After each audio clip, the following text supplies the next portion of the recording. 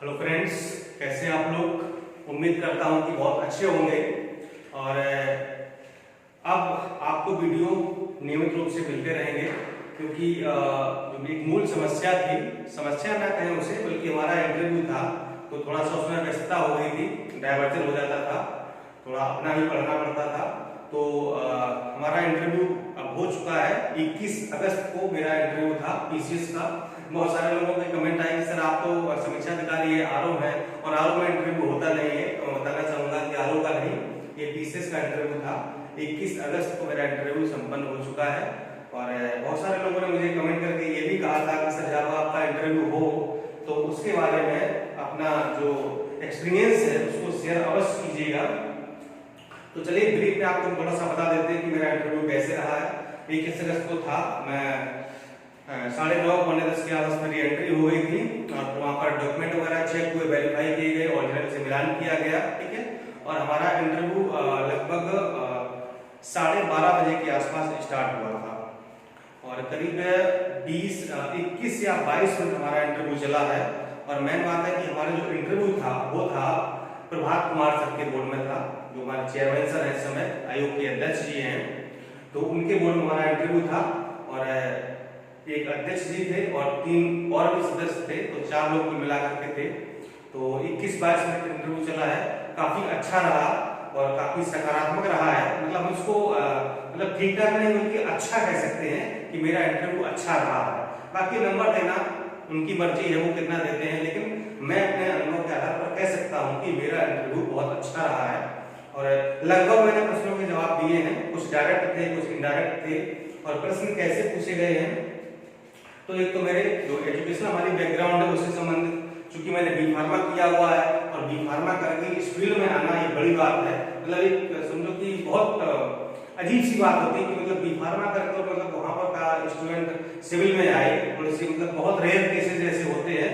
तो इस पर मतलब कि इंटरव्यू में हर साल हमसे जब भी इंटरव्यू होता है तो इससे सवाल पूछे जाते हैं और समझिए कि 5 से 10 मिनट तो इसी पर डिबेट हो जाता है कि हम क्यों आए, ठीक है, और क्या चाहते हैं। ये हर बार हुआ है। मेरा ये कुल मिलाकर के यूपी पीसीएस का लोअर और अपर मिला करके 6वां इंटरव्यू था, यानी कि 4 इंटरव्यू अपर के और 2 इंटरव्यू लोअर मिलाकर के टोटल 6वां था। तो हर बार ये सवाल जवाब होता है। इस बार मेरा जो ऑप्शनल विषय है सोशल वर्क, उसके बारे में पूछा गया। करंट में जो चीजें चल रही हैं, भ्रष्टाचार के मुद्दे हैं, ठीक है, इन सब पर सवाल भी उठे हैं। लॉकडाउन, कोविड-19, इन पर सवाल पूछे गए हैं, ठीक है। और जो हमारा पर्सनल बायोडाटा है उससे सवाल थे, ठीक है। बेरोजगारी है, निर्धनता है, चूंकि हमारे समाजकार में चीजें आ जाती हैं, यहाँ से सवाल आए हैं, ठीक है।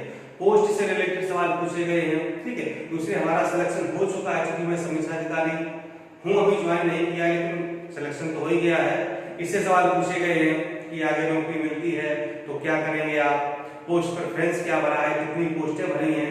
तो मैंने वही 5-6 पोस्टें भरी थी जो ऊपर टॉप वाली हैं, बाकी सब छोड़ दी थी, ठीक है। तो पूछा गया कि अगर आप डिप्टी एसपी बन जाएंगे तो क्या करेंगे, एसडीएम बन जाते हैं तो क्या करेंगे। तो मतलब इसी पर काफी देर मतलब अच्छा डिबेट हुआ है और एकदम से लोग काफी प्रसन्न थे। बीच बीच में कभी वो लोग ना हंसी मजाक भी कर लेते थे। तो मतलब अच्छा, बहुत ही सकारात्मक माहौल रहा है, बहुत ही कोऑपरेटिव माहौल था वहाँ का। बहुत लोगों ने कोऑपरेट किया मुझे, सभी सब लोगों ने, इसके लिए मैं सभी को धन्यवाद देता हूँ। और अब देखिए रिजल्ट का इंतजार है, वो सब ऊपर वाले के हाथ में है, क्या होता है, ठीक है। बाकी कुल मिलाकर के मेरा ओवरऑल इंटरव्यू अच्छा रहा है। तो फिर रात में वापसी हुई, क्योंकि लखनऊ से मैं गया था, काफी थकान हो गई थी, तो वीडियो आपको लेट मिल पाया। हालांकि कल ही मिल जाना चाहिए था, लेकिन कल मैं आपको कोई वीडियो नहीं दे पाया, इसके लिए क्षमा चाहता हूँ। और अब पढ़ाई भी हम थोड़ा सा तीव्र गति से आगे बढ़ाएंगे कि कम से कम आपको एक वीडियो ज्योग्राफी का और एक वीडियो हिस्ट्री का रोज आपको हम प्रोवाइड करें, जैसे कि पहले देते थे मॉर्निंग में और इवनिंग में, ठीक है।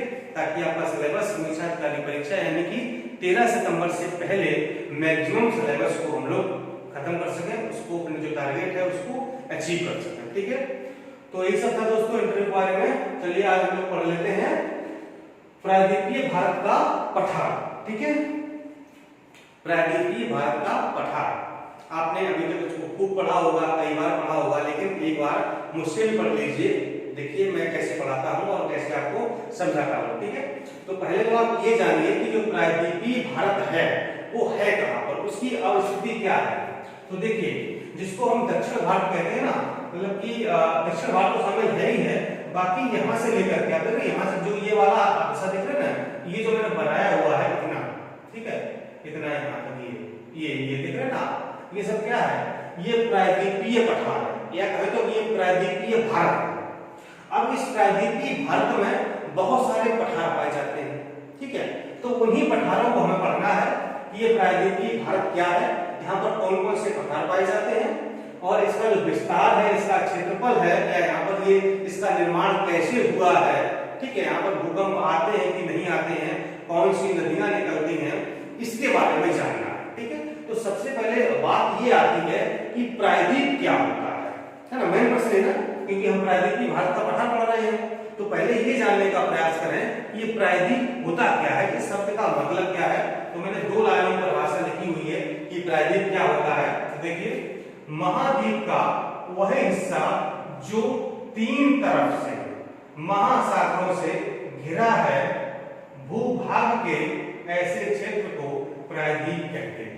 क्या, यानी कि किसी महाद्वीप का वह हिस्सा जो कि 3 ओर से महासागरों से घिरा हो, ऐसे भूभाग को या ऐसे क्षेत्र को प्रायद्वीप कहते हैं। कैसे, देखिए, ये क्या है, ये प्रायद्वीप है ना, ये यहाँ पूर्व में क्या है, बंगाल की खाड़ी है, दक्षिण में क्या है, हिंद महासागर है, पश्चिम में क्या है, अरब सागर है। देखिए, ये वाला हिस्सा 3 ओर से समुद्र से घिरा नहीं घिरा है, बंगाल की खाड़ी, हिंद महासागर, अरब सागर, तो क्या हुआ ये, इसी को हम कहेंगे प्रायद्वीप। यहाँ पर क्या है, यहाँ पर ये नहीं घिरा क्योंकि यहाँ पर ये भूमि है, ठीक है, भूमि है, यानी कि आगे हिमालय है, तो वहां पर नेपाल है, चाइना है, तो भूमि है, ठीक है। अब चूंकि ये वाला तीनों एरिया, ये वाला तीनों तरफ किससे, महासागरों से घिरी हुई है, तो इस क्षेत्र को हम क्या कहेंगे, प्रायद्वीप कहेंगे, ठीक है। और चूंकि भारत में स्थित है, तो प्रायद्वीपीय भारत का पठार, क्योंकि इस भूभाग में बहुत ज्यादा पठार पाए जाते हैं, इसलिए पढ़ेंगे हम लोग प्रायद्वीपीय भारत का पठार, ठीक है। क्लियर हो गया होगा ना, चलिए आगे बढ़ते हैं। प्रायद्वीपीय भारत पूर्व में बंगाल की खाड़ी, ये देखिए पूर्व में क्या है, बे ऑफ बंगाल, बंगाल की खाड़ी से, दक्षिण में हिंद महासागर से, दक्षिण में क्या है, हिंद महासागर से, एवं पश्चिम में अरब सागर से घिरा हुआ है, किससे, अरेबियन सी से घिरा हुआ है, ये तो इसकी अवस्थिति हो गई। इसके बाद जो ये प्रायद्वीपीय भारत का पठार है, ये गोंडवाना लैंड का ही भाग है, जो कि हिमालय से अधिक प्राचीन है। ध्यान देना है, जो हिमालय का यहाँ पर देना है, ये जो हिमालय का यहाँ पर जो निर्माण हुआ था, ये कैसे हुआ था, टैथिस सागर था, ठीक है, दोनों चट्टानें आपस में टकराई, सागर भर गया और ये गुहार सा हो गया, हिमालय का निर्माण हो गया, ठीक है। लेकिन जो प्रायद्वीपीय पठार है, भारत है, इसका निर्माण नहीं हुआ है, ये अपने आप में चट्टान है, ठीक है, ये चट्टान, इसका काल कब तक का है पता नहीं है, लेकिन चूंकि हिमालय का निर्माण हुआ है, बना है, जबकि प्रायद्वीपीय भारत क्या है, ये अपने आप में चट्टान है, इसका निर्माण नहीं हुआ है, ये निर्मित थी पहले से ही, चट्टान के रूप में है, इसलिए कहा जाता है कि जो हिमालय है उसका निर्माण प्रायद्वीपीय भारत के बाद हुआ है, यानी कि हिमालय नया है और ये जो प्रायद्वीपीय पठार है भारत है, ये पुराना है, ठीक है, तो जो कि हिमालय से अधिक प्राचीन है, ठीक है। इसकी आकृति कैसी है, त्रिभुजाकार है, आप देख पा रहे हैं, देखिए, ये देखिए त्रिभुजाकार है कि नहीं है, ये देखिए त्रिभुजाकार हो रही है आकृति, और इसकी जो संपूर्ण पठारी भाग की लंबाई है, ठीक है, यानी कि लंबाई ये वाली और ये वाली, ठीक है, यानी कि उत्तर से दक्षिण और पश्चिम से पूर्व, तो उत्तर से दक्षिण कितनी है, 1600 किलोमीटर है, ये देखिए, ठीक है, यहाँ से यहाँ तक कितनी है, 1600 किलोमीटर है, और पश्चिम से पूर्व कितनी है, 1400 किलोमीटर है, ठीक है, ये पूर्व से पश्चिम है, पश्चिम से पूर्व 14 किलोमीटर, और इसका जो टोटल क्षेत्रफल है वो लगभग 16 लाख, यानी कि इतना वाला पूरा क्षेत्रफल देखें तो लगभग 16 लाख वर्ग किलोमीटर क्षेत्रफल है इसका प्रायद्वीपीय भारत का, ठीक है। आगे आइए, प्रायद्वीपीय भारत का पठार अफ्रीका से टूटकर उत्तर पूर्व की ओर प्रवाहित हुआ, ठीक है, यानी कि यहाँ पर आप देखेंगे ये वाला अफ्रीका का क्षेत्र है, ये हिस्सा है, ठीक है, तो यहाँ से टूट करके ये इस तरह से उत्तर पूर्व की ओर ये प्रवाहित हुआ, ठीक है। यह अभी भी उत्तर पूर्व की ओर प्रवाहमान है, यानी कि अभी भी इधर की ओर बढ़ रहा है, इस तरीके से अभी भी उत्तर पूर्व की ओर बढ़ रहा है, इसलिए हिमालय का उत्थान आज भी जारी है ना। आपने किताब में पढ़ा होगा कि जो हिमालय का निर्माण है या जो हिमालय का उत्थान है बढ़ रहा है वो आज भी जारी है। क्यों? क्योंकि जो प्रायद्वीपीय भारत है ये उत्तर पूर्व की, उत्तर है ये पूर्व है, ये उत्तर पूर्व की ओर अभी भी प्रवाहमान धीरे धीरे खिसक रहा है, ठीक है। और यही कारण है क्या है जिसके कारण हिमालय पर भूकंप आते हैं। जैसे ही प्रायद्वीपीय पठार हिमालय की वजह से खिसकता है वैसे क्या होता है हिमालय में हलचल होती है, हिमालय हिल जाता है। इस वजह से हिमालय में अक्सर भूकंप आते हैं। और भूकंप आने का कारण क्या है कि जो प्रायद्वीपीय भारत का पठार है इसका उत्तर पूर्व की ओर प्रवाहमान होना, ठीक है। आज भी ये क्रम लगातार जारी है। और ये जो प्रायद्वीपीय पठार है ये आंतरिक रूप से स्थिर है, यानी कि अपने आप में यहाँ पर कोई हलचल नहीं होती है, ठीक है। ये क्या है ये पूरा पूरा बढ़ता है, नहीं मतलब कि थोड़ा सा हिस्सा बड़ा थोड़ा ही रहेगा, नहीं ये पूरा हिस्सा इधर की ओर बढ़ रहा है। तो ये आंतरिक रूप से तो स्थिर है जिसके कारण प्रायद्वीपीय भारत में सामान्यतः भूकंप नहीं आते। आपने नहीं सुना होगा कि कभी दक्षिण भारत में, कर्नाटक में, केरल में, तमिलनाडु में, ठीक है, महाराष्ट्र में भूकंप आए कभी नहीं आते हैं, एमपी वगैरह नहीं आते हैं। क्यों नहीं आते हैं? क्योंकि ये जो प्रायद्वीपीय भारत का पठार है ये अपने आप में स्थिर है, अपने आप में स्थिर, इसमें कोई हलचल नहीं होती है। लेकिन ये प्रवाहमान है उत्तर पूर्व की ओर, तो ये जाकर के जैसे हिमालय से टकराता है तो हिमालय में हलचल पैदा होती है। इसलिए हिमालय क्षेत्र जैसे उत्तराखंड हो गया, नेपाल हो गया, ठीक है, सिक्किम हो गया, अरुणाचल हो गया, इन सब क्षेत्रों में भूकंप अक्सर आते रहते हैं क्योंकि ये हिमालय का हिस्सा है, ठीक है। और जो इसका विस्तार है टोटली ये उत्तर पश्चिम में अरावली पहाड़ी, ये आप देख रहे हैं ना, ये क्या है, ये क्या है, ये मैंने आपको बनाई है, ये उत्तर पश्चिम, ये आपका उत्तर हो गया, ये पश्चिम हो गया, तो उत्तर पश्चिम में क्या है अरावली पहाड़ी है। उत्तर पूर्व में राजमहल पहाड़ी, यानी कि उत्तर पूर्व में ये यहाँ पर ये राजमहल पहाड़ियां यहाँ पर, ठीक है। और से लेकर दक्षिण में कन्याकुमारी तक विस्तृत, ठीक है। यहाँ से लेकर के ये देख रहे हैं ना, ये वाला पूरा हिस्सा क्या है प्रायद्वीपीय भारत है। ये अरावली पर्वत है, पहाड़ियां हैं, ये राजमहल पहाड़ियां हैं। अभी इनके बारे में अरावली, राजमहल, सतपुड़ा, बिरंजन, इनके बारे में आपको डिटेल में पढ़ाएंगे, ठीक है। ये कहाँ पर स्थित है, इनके उत्तर में क्या है, दक्षिण में क्या है, सारी बातें आपको हम आगे डिटेल में पढ़ाने वाले हैं। बहुत प्रश्न यहाँ से पूछा जाता है। अभी सिर्फ ये जानिए कि जो प्रायद्वीपीय भारत है यहाँ पर राजमहल पहाड़ियों से, अरावली पहाड़ियों से, और ये दक्षिण भारत में कन्याकुमारी तक फैला हुआ है, ठीक है। आगे आइए, आप देखिए जो प्रायद्वीपीय पठार है इसका ढाल किस ओर है, मतलब कि किस तरफ इसका ढाल है और इस ढाल का क्या प्रभाव पड़ता है, ठीक है। तो इसके उत्तरी हिस्से का आधार, ठीक, उत्तरी हिस्सा कौन सा हुआ, ये वाला हिस्सा, ठीक है। ये वाला हिस्सा जो है ये उत्तरी हिस्सा है, यानी कि इधर वाला हिस्सा ये दक्षिणी हिस्सा है और ये उत्तरी हिस्सा है। तो उत्तरी हिस्से में ढाल किधर है, उत्तर पूर्व की ओर है, ठीक है। यानी इस वाले हिस्से का ढाल किधर है, उत्तर पूर्व की ओर, ठीक है। यही कारण है कि चंबल, बेतवा और सोन नदियां उत्तर पूर्व दिशा में प्रवाहित होते हुए गंगा यमुना में मिल जाती हैं। आपको पता है कि यहाँ पर ये सोन है, यमुना है, चंबल है, इसमें निकलती हैं और ऐसे बहते हुए कहाँ पर जाती हैं, ये जो गंगा पहले यहाँ पर ये आके मिल जाती है, ठीक है।